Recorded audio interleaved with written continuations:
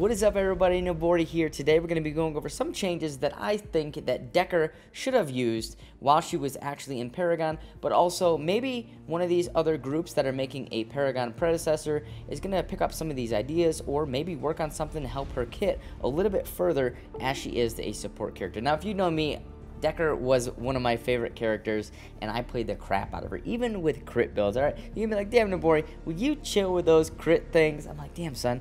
And I'm like, how could I flip it on him? I actually used crit Dekker in a PCL match, which is one of the tournaments. And, well, yep, I did that. But anyway, alright, I'm not going to toot my horn too much, alright? Stay humble. Stay humble, dude. But the energy orb is her basic attack. We're not going to make any changes to that. And we're going to actually increase Dekker's butt by 20%, because you know I love... No, I'm just kidding. I'm kidding. Calm down, dude. Oh, but seriously, increase the booty. More butt is always good. She has Rocket Boots. So if you guys didn't know, Rocket Boots is a directional leap that launches Dekker high into the air. So you could evade certain attacks, you can get over things, you could jump off stuff with this. Whole lot of usefulness from this skill, but I think this could be further developed to make Dekker an even more of a support role. Now, as you see, it's only for Dekker that gets this boost that can jump, but I feel that all her surrounding allies should get a bonus movement speed for a certain amount of seconds. So I have a couple different ideas for this. It could be 5 seconds.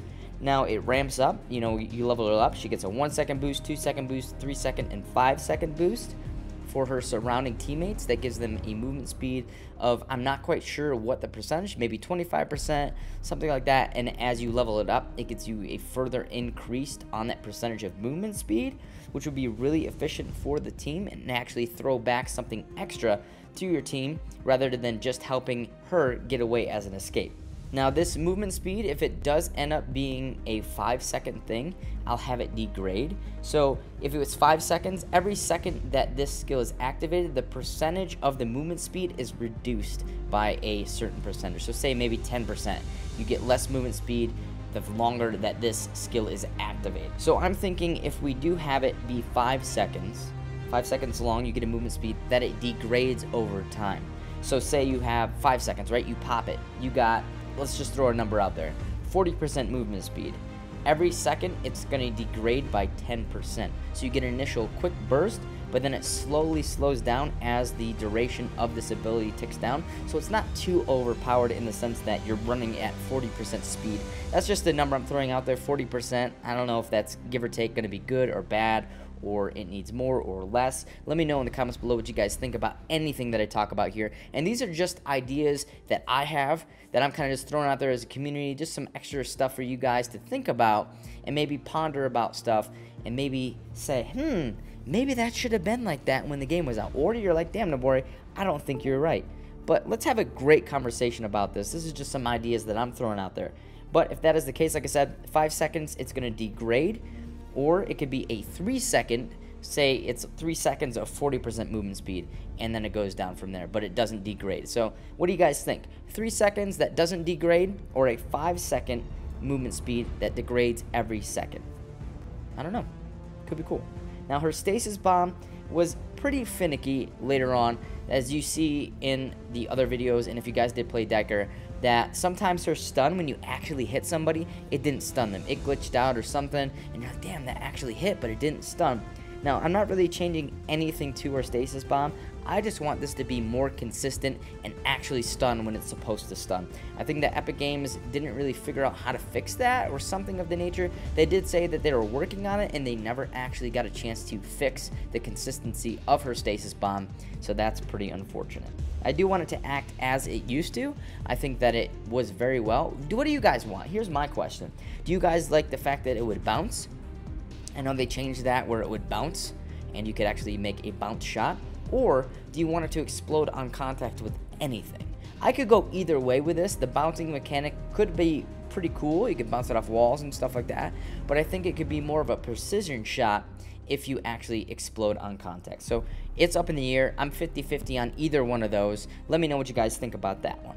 Now we're going to move on to her slow bubble, which would slow targets inside the bubble for a certain amount of time. If it exploded, you can explode it manually as well, which would do some damage. Or if it ran out on time and it blew up, it also did damage too.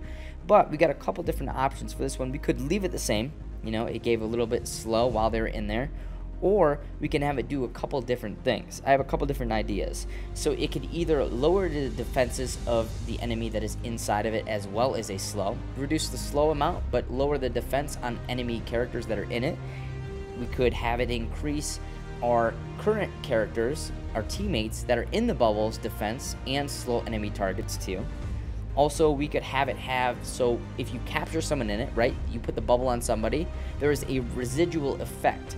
So like it's made out of some sort of plasma or something. I don't know what this orb is made out of that slows people, but it adds a residual to them. So maybe it still slows them by 10% for 1 second after they exit the bubble or the bubble is popped. I think that if the bubble is popped, it would make it too strong. So I think that if you exit the bubble, you have a 10% movement speed for 1 second. So if you get touched by it, it still reduces your movement speed. Or we can use any of the other things I was just talking about. Lowers the defense of enemy targets and increases your teammates, things like that. Or we could just leave it the way it was. I don't know. Let me know. What do you guys think? Now we're going to be going on to the big girl thing. You know what I'm saying? Dekker had the big booty, you know what I'm saying? But nobody could contain that booty. But she has containment fence, right? So containment fence, as you see right here, is going to be a block, so anybody in here can't get out of it, right? But the enemy team could get out of it if they had a leap, a big enough jump, anything like that. I think that the containment fence should actually get a roof. Yeah, we're gonna put a roof on this bitch. That's right, and you cannot set that thing on fire. We would put a roof on it so that characters that have an escape that can jump out of it shouldn't be able to get out of it. Now you're gonna be like, that might be a little too strong, but I don't think so. You know, there's big enough area for characters to move around in that, and I think that there should be a card that could possibly counter that. You know what I'm saying? You get a card that lets you walk through it, or something of that nature, or anything. So like anything that stops CC, so maybe like Grimm's bubble. If he activated that, he would be able to walk through it. Anything of that nature, maybe. Something like that. However, I think that there should be a roof on it so characters like Howie, things like that, could not get out of it for the duration of that, or something like Rampage with the jump, or another Dekker can't get out. So it made containment fence more of a viable option in team fights to use, because as it came across, you know, Dekker used to have damage on the sides of her containment fence. That would be kind of cheeky, because you could put people against a wall and then put your ult on it and they would kill themselves basically, because they would hit it and bounce back and back. Also, another idea that I have for the containment fence is if you touch the roof, so you get silenced for 1 second. So if you touch the roof, you get silenced for 1 second. So that means if you accidentally hit an escape button, you try to jump, you try to get out of there, you try to fly out of there, whatever you try to do to get out of her containment fence, you get silenced, and it's even more of a double whammy. So I think that would be really cool changes to containment fence and make it a more viable option, because her ultimate was kind of just like, yeah, it could help out, you know, if you comboed with a Gideon or something like that, but I feel like that would be a great addition to Dekker's kit and her ultimate. What do you guys think of these changes that I've thought of for Dekker's kit? If you guys agree or disagree, let me know in the comments below, but let's keep it constructive. Let's get a conversation going, and maybe we can come up with some cooler ideas for Dekker's kit and how she works and how she can help out the team in team fights in other situations.